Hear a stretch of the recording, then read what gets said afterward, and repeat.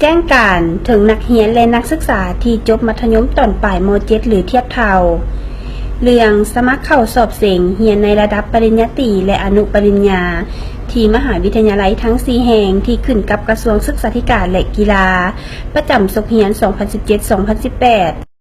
ห้องการกระทรวงศึกษาธิการและกีฬาขอแจ้งมายังนักเรียนและนักศึกษาเกี่ยวกับการจัดตั้งการสอบเสียงเข้าเรียนที่มหาวิทยาลัยของรัฐ4แห่ง 1. เงื่อนไขผู้สมัครสอบเสียง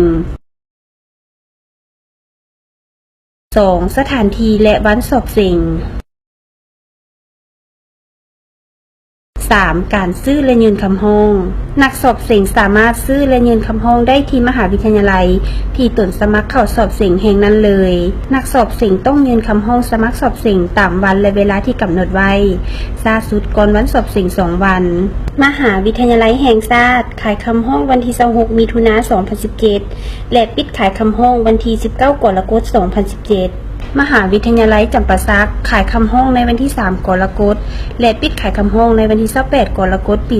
2017มหาวิทยาลัยสุพรรณวงศ์ขายคำร้องในวันที่3 กรกฎาคมและปิดขายคำร้องในวันที่28 กรกฎาคม ปี 2017มหาวิทยาลัยสวรรณเขตขายคำร้องในวันที่3 กรกฎาคม